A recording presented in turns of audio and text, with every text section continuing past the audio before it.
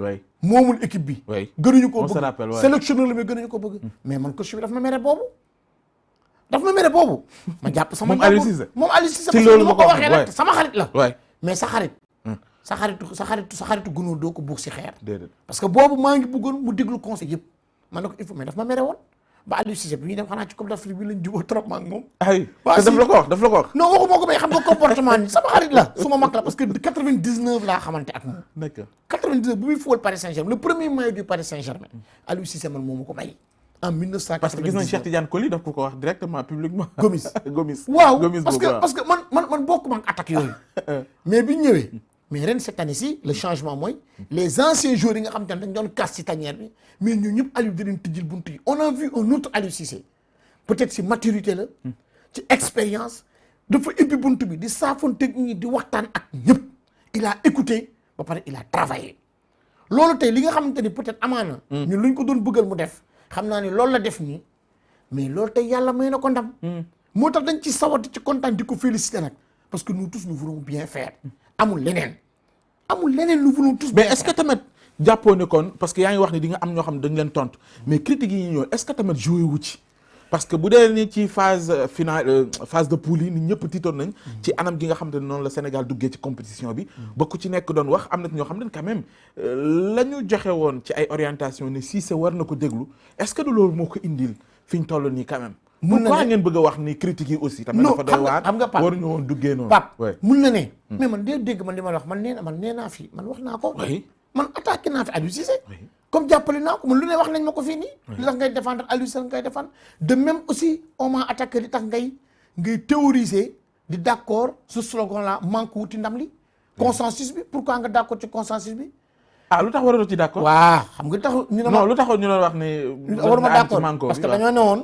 Augustin Senghor doy na fi jóge parce que du mus a gagné ñu indi fi ay considération yu kenn xamul. ah oui oui Pape dégg nañ ko fi ay du jiguñoo day umeeg ay du mus a gagné mais on a dit du n'importe quoi. boo ci boole tamit Mamani doon wax ni duñ dem. ñi naan quart de finale duñ naan Mamani honnêtement sax xam nga ñun ñoo ko def parce que ñun ñi nga xamante ne ñun ñooy les hommes de la presse les hommes de médias ñun ñooy dem di dékkal suñu ay micro. waaye nag du ñun. waaw xaaral. ci biir média yi tamit il faut nga segg de. waaw certain su ma nee ñun la général. yow doo ko def man du ma ko def.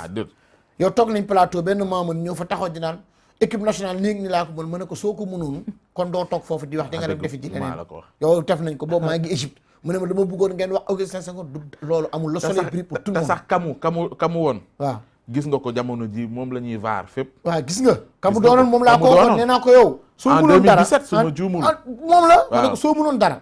kon doo toog foofu di expliquer. jàllal fële pour nag yeneen critiques yi. les critiques elles peuvent être objectives. je suis d'accord. bu la ci metti mais xam nga man. bu jaaru yoon mais xam nga yan critique laa du d'accord. mooy critique yi nga xamante ni bi yow tu nommes la personne nommément. ne diw. doo gañe dara ay truand ngeen wala ay nangam ngeen wala doo leen def nangam doo leen def nangam waaw mais on l'a vu ici et su fekkante ne nit xam nga Pape il y a un mot qu'on appelle le délit de faciès mooy xool naa Pape Samba rek xool naa Pape Ousmane rek Pape Ousmane neexuma defuma dara Pape Ousmane a ngi Sénégal 7 def émission ma xool ko nii rek neexuma sénégalais yi daf ci am ñoo xamante ne dañoo am un délit de faciès contre qui contre la personne de Augustin Senghor parce que su ma déggee tey Maître El Hadji Diouf nee nga da ngay ut réew ku ut réew Maître El Hadji Diouf nee na il sera candidat en 2024 non damay topp rek propos yi nga xam te moom la wax bien sûr neen day ut réew waaye ngay ut réew ngay am yenn comportement yi te man Maître El Hadji Diouf moo ko pardonné parce que il a été président intérimaire du Jaraaf de Dakar xam na comment ça se passe il se glorifie même di wax ne il a remporté la coupe du Sénégal waaw mais yooyu noonu ngay glorifier di ko wax mais amuloo droit ñeneen ñi mën naa koo comprendre parce que ils ne comprennent pas mais Maître El Hadji Diouf de par son niveau de par son expérience il les a côtoyés amul droit waxee ne ni moo tax tey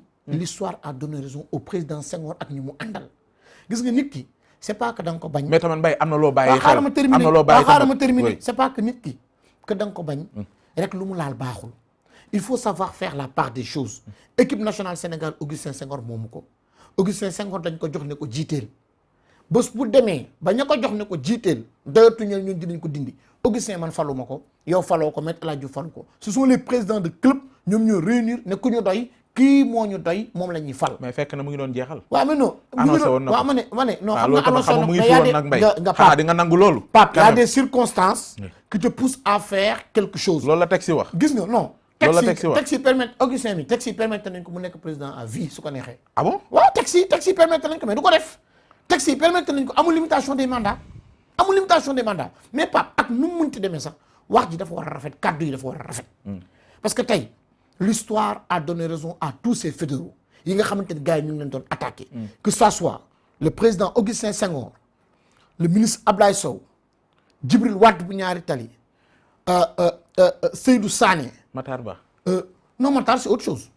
Matar c'est le ministre c'est autre chose yaakaar naa ni xanaa bokk Matar du ministre football rek c'est le ministre de toutes les disciplines confondues. justement. Voilà du ministre football rek et il a su nag très bien travailler sur ça parce que il est en train de fédérer et nag gis nga nit yooyu ñu doon wax la ñu war a jël teg ko nëri te xam ni Sénégal benn bopp la kenn mënu koo xam. kon léegi lan la mooy Augustin ñiy wax ni na fi jógee nañu dalagum xam ni liggéey bi dafay continuer. c'est ça non c'est pas que liggéey dafay continuer. il a un mandat mais su paree ci mandat bi ñu ngi ko élire nii mais su paree ci mandat bi keneen mën na jëlaat.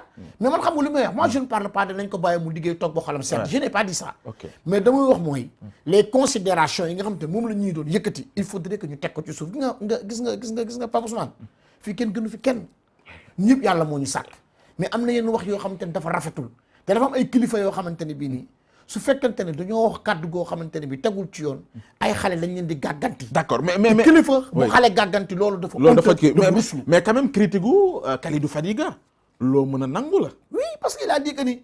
il a l'obligation daanaka de prendre la coupe noonu la ko waxee. waaw bu ko defee mais loolu ñaax la waaw loolu ñaax la su ko defee mën na démissionner loolu ñaax la. mais ñun ñi taxaw nañ ñeneen Sénégal su mënut a gagné Cap-Vert wala mënut a gagné Guinée. kon amul place finale Coupe d'Afrique. mais loolu c'est tout à fait normal parce que nee nga tu veux gagner tout le monde mais si tu ne peux pas gagner le Cap-Vert encore moins la Guinée. mais t'as pas ta place dans